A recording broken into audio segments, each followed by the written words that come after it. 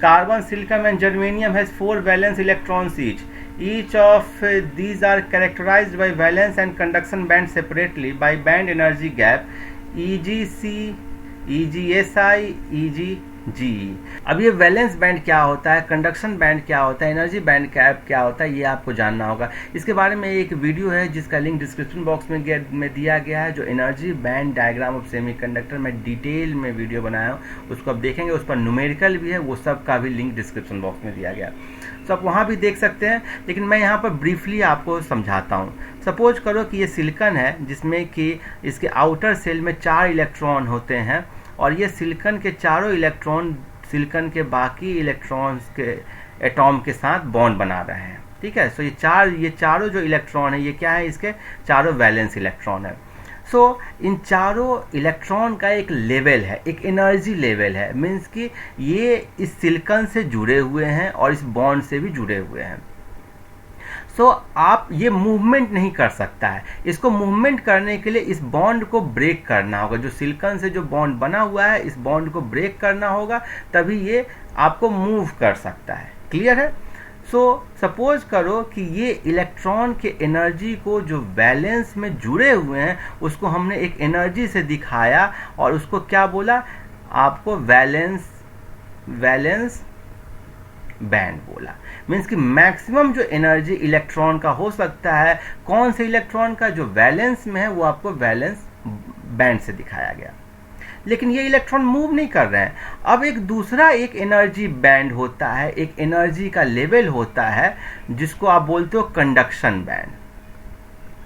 Conduction band. और यदि ये इलेक्ट्रॉन इसके चंगुल से छूट जाए, इसके पास से हट जाए, तो ये फ्री हो जाएगा। ये इलेक्ट्रॉन जो वैलेंस में इसके पास से निकल गया, अब ये फ्री है, कहीं भी जा सकता है। मैं फ्री हूँ, कहीं भी मैं जा सकता हूँ। तब इसका जो एनर्जी होगा, लेवल होगा, वो क्या कहलाएगा, कंडक्शन बैंड का एनर्जी। समझे या नहीं समझे? आप ऐसे समझो कि एक होता है कि आप किसी बंधन में से बंधे हो, तो आपका एनर्जी लेवल एक है, आप इधर उधर कहाँ जा सकते हो, एक लिमिट है। घर से पापा मम्मी का से फ़ोन आ रहा है, बंधन है, तो आप हर जगह नहीं जा सकते हो। लेकिन जब फ्री हो गए हो, जब आप हॉस्टल में गए, कोई देखने वाला नहीं है, तब आप इधर से उधर घूम रहे हो, आपका एनर्जी लेवल अलग हो गया। तब आपका एनर्जी लेवल क्या कहलाएगा, कंडक्शन बैंड वाला। अब जो एटॉम जो है, जो इलेक्ट्रॉन जो है, जो सिलिकॉन एटॉम है, उसका सब वैलेंस इलेक्ट्रॉन यहाँ पर है, इसको हम लोग एक वैलेंस इलेक्ट्रॉन को कंसीडर करो। ये वैलेंस इलेक्ट्रॉन को मान लेते हैं, किसी तरीके से तुम इसको एनर्जी दिए, हीट एनर्जी, कोई भी एनर्जी दिए, और इसको तोड़ दिए, बॉन्ड को तोड़ दिए। तो अब क्या हो जाएगा, पहले सिलिकॉन था, एक बॉन्ड था, यहाँ पर बॉन्ड ब्रेक हो गया, तो ये सपोज करो कि एक इलेक्ट्रॉन फ्री हो गया। मीन्स कि यहाँ पर एक इलेक्ट्रॉन की वैकेंसी क्रिएट हो गई। और ये अब फ्री इलेक्ट्रॉन है, तो यहाँ से ये अब फ्री हो गया, तो इसका एनर्जी लेवल अलग हो गया, तो इसका अब एनर्जी लेवल यहाँ पर हो गया, और इसके क्रॉसपॉन्डिंग यहाँ पर एक होल क्रिएट हो गया। आप ऐसे समझो कि वैलेंस बैंड वो बैंड होते हैं जहाँ पर होल होता है, और कंडक्शन बैंड वो बैंड होते हैं जहाँ पर इलेक्ट्रॉन होता है। आप इसको एक और अदर एग्जाम्पल से समझ सकते हो, लेकिन उससे पहले हम लोग देखते हैं इन दोनों के बीच का जो एनर्जी गैप होता है, maximum energy of valence band. अब देखो, maximum energy of valence band, मैं ये इसलिए बोल रहा हूँ क्योंकि वैलेंस बैंड का एनर्जी ऐसा नहीं कि एक ही लेवल में होता है, आपको मल्टीपल लेवल में हो सकता है। किसी वैलेंस इलेक्ट्रॉन की एनर्जी ज़्यादा होगी, किसी वैलेंस इलेक्ट्रॉन की एनर्जी कम होगी। वैसे ही minimum energy of conduction band, ठीक है, तो कंडक्शन, ये इलेक्ट्रॉन का मल्टीपल एनर्जी लेवल्स होगा। So minimum energy of conduction band, इन दोनों के बीच का जो गैप होता है, इसी को बोलते हैं एनर्जी बैंड गैप। क्लियर है? अच्छा, इसमें एक और इंटरेस्टिंग चीज़ है। सपोज करो कि हम लोगों ने पिछले वीडियो में देखा था पेंटावैलेंट इम्प्योरिटी के बारे में, ठीक है। तो पेंटावैलेंट इम्प्योरिटी में क्या हुआ, सिलिकॉन रहा, सिलिकॉन से एक फास्फोरस एडेड रहा, और एक इलेक्ट्रॉन रहा जो बहुत लूजली कनेक्टेड है, बहुत क्या है, लूजली कनेक्टेड। अब इस इलेक्ट्रॉन को तोड़ने के लिए आपको कम एनर्जी देना होगा, और इस इलेक्ट्रॉन को यदि तोड़ना चाहोगे तो आपको ज़्यादा एनर्जी चाहिए होगा। इसके लिए सपोज करो एनर्जी आपको E2 चाहिए, इसके लिए एनर्जी E1 चाहिए, तो E2 आपको E1 से बहुत बड़ा है, ठीक है, ग्रेटर देन बोल दो। तो आप ऐसा बोल सकते हो कि ये इलेक्ट्रॉन को फ्री करने के लिए फास्फोरस को कहाँ पर बिठा दोगे, यहाँ पर बीच में कहीं बिठा दोगे, यहाँ पर।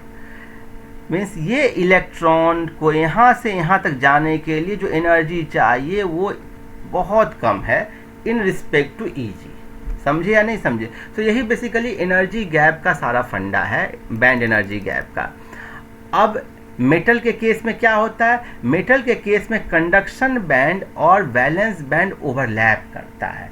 मीन्स कि इलेक्ट्रॉन बहुत आसानी से अवेलेबल होता है। ठीक है, मीन्स सपोज करो कि ये आपको कंडक्शन बैंड है और कंडक्शन बैंड इससे ऊपर है और वैलेंस बैंड इससे नीचे है। तो ये एरिया क्या है? ओवरलैपिंग एरिया है। इस ओवरलैपिंग एरिया में इलेक्ट्रॉन्स रहेगा और यही इलेक्ट्रॉन आपको आराम से इधर से उधर घूमता है और इलेक्ट्रिसिटी का फ्लो होता है। सो ये आपको हो गया किस केस में? मेटल के केस में। आपको इंसुलेटर के केस में ये गैप बहुत ज़्यादा है। मीन्स कि ये जो बैंड एनर्जी गैप है ना, ये बहुत ज़्यादा है। ये वैलेंस इलेक्ट्रॉन को यहाँ से यहाँ तक जाने के लिए बहुत एनर्जी चाहिए, जो कि उसको आसानी से नहीं मिलता है। इसलिए वहाँ पर नो फ्रीली अवेलेबल इलेक्ट्रॉन, या फिर इलेक्ट्रॉन के लिए आसानी से नहीं है, इजी पाथ नहीं है। और सेमीकंडक्टर में ये गैप कम होता है। सो आप समझ सकते हो कि यहाँ से यहाँ तक जाने के लिए थोड़ा सा उसको कम एनर्जी में पहुँच जाएगा। सो आपको बेसिकली ये ध्यान देना है कि किसका एनर्जी बैंड में या किसका आपको ये गैप, इजी गैप, ये जो इजी गैप है ना, किस में ज़्यादा है। सो आपको यदि मैं सबका वैल्यू लिखूँ, सो कार्बन के केस में 5.4 इलेक्ट्रॉन वोल्ट है। 5.4 इलेक्ट्रॉन वोल्ट को जूल में बदलना चाहोगे तो क्या क्या होगा? 5.4 इंटू 1.6 इंटू 10⁻⁻19 जूल। इलेक्ट्रॉन का चार्ज है, वो मैं वैल्यू डाल दिया। क्योंकि कार्बन के केस में ज़्यादा हो रहा है एनर्जी बैंड, सो ये कार्बन एज ए इंसुलेटर की तरह काम करेगा। वैसे ही मैं ये सिलिकॉन के बारे में बात करूं तो एनर्जी बैंड ऑफ सिलिकॉन होता है 1.1 इलेक्ट्रॉन वोल्ट और एनर्जी बैंड ऑफ जर्मेनियम होता है 0.7 इलेक्ट्रॉन वोल्ट। सो बताओ किसमें से इलेक्ट्रॉन को वैलेंस बैंड से मूवमेंट करना कंडक्शन बैंड में इजी होगा? सबसे आसानी से ये जर्मेनियम से जा सकता है। सो आप देखो कि सबसे कम जो एनर्जी बैंड सबसे ज़्यादा किसका है? इसी का है, सी है। फिर आपको जर्मेनियम है, सिलिकॉन है, ये आपको सी है, SI है, जर्मेनियम है। सो आंसर आपको ये होगा, सी होगा। क्लियर है? EgC is greater than EgSI is greater than EgGe। Clear है? समझ गया होगे? अब प्रॉब्लम 14.4 देखते, बहुत ही अच्छा और कंसेप्चुअल प्रॉब्लम है। In unbiased PN junction holes diffuse from P region to N region because. देखो अनबायस्ड पीएन जंक्शन, पहले पीएन जंक्शन के लिए आपको क्या होना चाहिए? एक तरफ होना चाहिए P और एक तरफ होना चाहिए N। ठीक है, P के बारे में हम लोग जान चुके हैं। इसमें कौन सा मेजॉरिटी कैरियर होता है? होल्स। इसमें होल की मात्रा बहुत होती है। और N में किसकी मात्रा ज़्यादा होती है? इलेक्ट्रॉन को। देखो इलेक्ट्रॉन को मैं फील्ड डॉट से दिखा रहा हूँ, जबकि होल को मैं खाली वो जो होता है ना सर्किल से दिखा रहा हूँ। ठीक है, ये आपको भरा हुआ सर्किल से दिखा रहा हूँ, ये आपको खाली सर्किल से दिखा रहा हूँ। इसमें किस टाइप की इम्प्योरिटी होगी? Trivalent impurity. इसमें कौन सी इम्प्योरिटी होगी?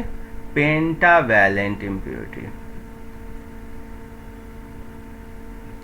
अब कहीं पर कोई चीज़ ज़्यादा है और दूसरे जगह पर वो चीज़ कम है तो क्या होगा? वहाँ पर जहाँ पर ज़्यादा है वहाँ से कम जगह पे जाता है। ये प्रकृति का नियम है और इसी नियम को क्या बोलते हैं? डिफ्यूज होना, या क्या बोलते हैं? डिफ्यूजन। इस प्रोसेस को क्या बोलते हैं? डिफ्यूजन। डिफ्यूजन का मतलब क्या हो गया? मोर कंसंट्रेशन से मूवमेंट होगा लेस कंसंट्रेशन में। ठीक है, तो यहाँ पर होल ज़्यादा है तो होल इस तरफ जाएगा और इधर तरफ इलेक्ट्रॉन ज़्यादा है तो इलेक्ट्रॉन इस तरफ जाएगा। सो ये अभी स्टार्टिंग में ये क्या था? Unbiased PN junction. उसके बाद जब डिफ्यूजन हो जाएगा ना तो ये क्या हो जाएगा? आपको एक तरफ आपको चार्ज कैरियर डेवलप होगा उसके बारे में हम लोग अगले वीडियो में अगले प्रॉब्लम में अच्छे से समझेंगे. So in an unbiased p-n junction, hole diffuses from p region to n region because hole concentration in p region is more as compared to n region. So इसका भी आंसर C होगा.